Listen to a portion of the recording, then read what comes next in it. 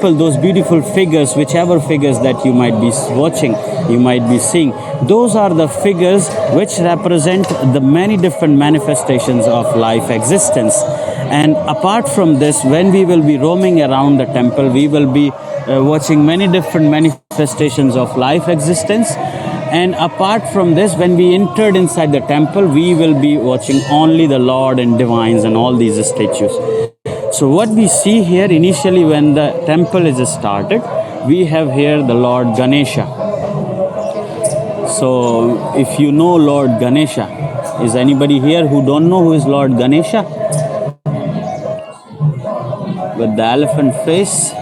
He is one of the most popular divinity, I think, from Hinduism that everybody must have seen or heard about him. He is a Lord Ganesha, which is a god of good luck in Hinduism, and he he protect you from the obstacles, and he is the one who protect you he is the one who blessed you with the good luck. So this is the one of the beautiful statue of Lord Ganesha with the dancing posture, and one of the finest carving of Khajuraho temple. And apart from this, all around the temples, you must be seeing all these beautiful carvings. Not even a single corner is left out with the carvings or design.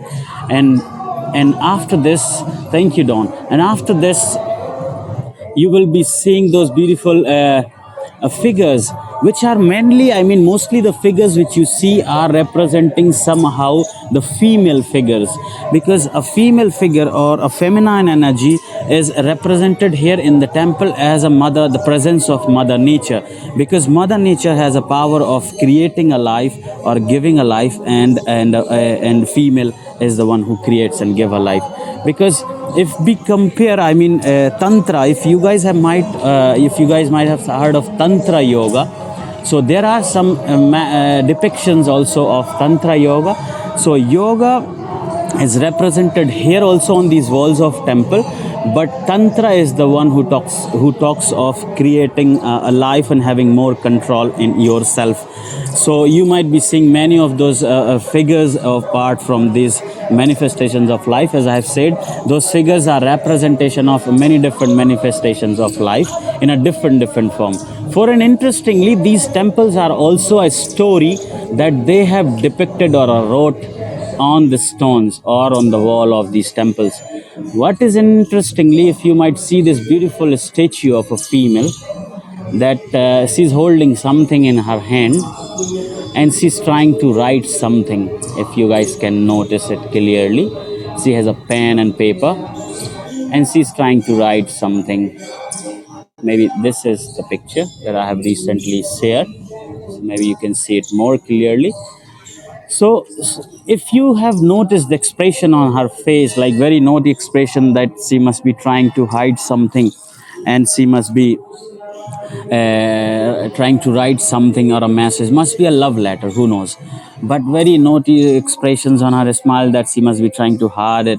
But interestingly, apart from this jokes apart, but interestingly, if you see this statue, a level of education of a woman. So you might see that a woman can read and write at that time. We are talking about those temples are constructed from 9th to 11th century, and everything was equally divided. So there was no discrimination in the society.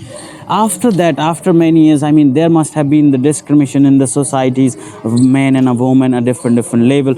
But now, recently things are changing and it is going to get back. We are going back to the same way. So we are trying to finish that division. So these statues are also somehow the lifestyle that they used to live, and they are somehow trying to explain us the lifestyle they have lived and survived.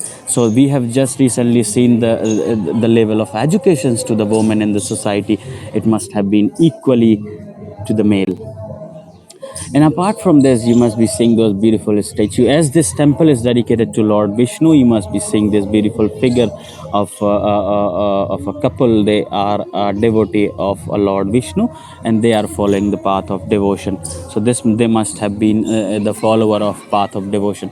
So whatever we will be watching here around the temple and on those walls, those are the manifestations of different life existence, and desire is manifested. And so what, once we entered inside the temple, somehow the theme of temple is also a representation of a such that once we make a round of the temple, so we will be seeing all these manifestations all around the temple. But once we entered inside the temple, we are closer to divine, we are closer to the main lord or a deity. So what is the idea of the construction of these temples? That one needs, he or she needs to liberate his or herself from this materialistic world, to get closer to divine or to get closer to Lord. Because once you entered inside the temple, you will not see even a single figure of erotic or a figure of fighting. So whatever is here, there are those beautiful figures which are representation of Kamasutra that you can see today. The Kamasutra word has been translated in a such manner, because since you utter the word Kamasutra, suddenly a sex comes in the mind of people, because it has been interpreted in this way. But if this is a Sanskrit terms which is a mix of two different words, which means Kama and Sutra. So Kama is literally translated in Sanskrit, which means your action, your work or your action, and Sutras, which means rules. So any of your actions which are being presented in a different rules, which means you are doing Kama Sutra. So there's not only sex is a little lesson of that book, but Kama Sutra can be a huge big book, and sex can be a little lesson of that book. So Kama Sutra is not only a sex, but it is all everything, every different actions which you proceed or which you do from this your mechanism. Because body here in these temples, or in that way, that the body in ourself, our body is also a mechanism or the most sophisticated machine that ever built. The problem is that we don't know how to use it. This can be a reason, like the same way as that cell phone. When we buy a new cell phone from the shop, but nobody has ever read that e-user manual that comes with the cell phone. So this is what is maybe happening with us in our life. We are functioning as it should be, and the life is keep going and functioning day to day. So maybe this is the reason. Otherwise, I mean, if we see those figures, only 10% of these figures are representation of Kama Sutra. Apart from this, there is every little things. I mean, there is a depiction of life, there's action of war, there is lust, there's desire, there's everything. Every little emotion is presented.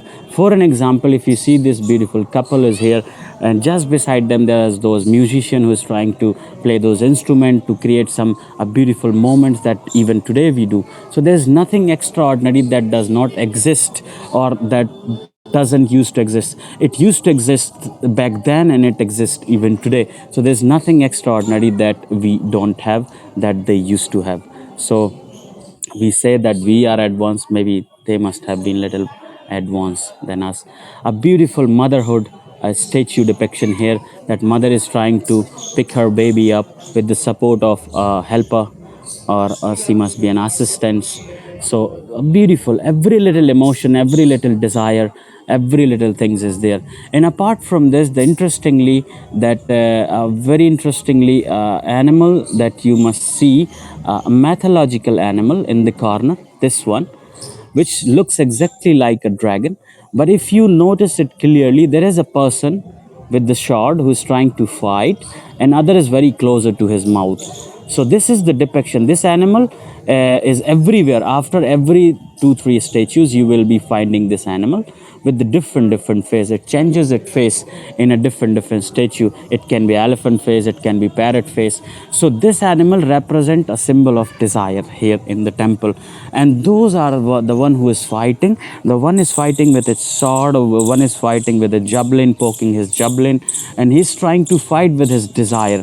And apart from this, there is a one following out his desire in a right way manner. He is getting closer to salvation, the one who is closer to mouth.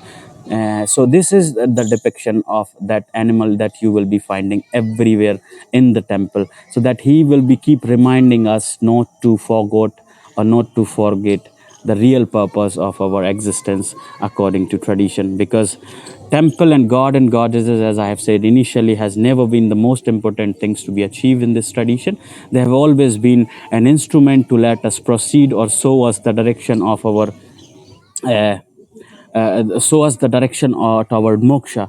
So every little emotion and every little depiction in the temple are leading towards moksha. So what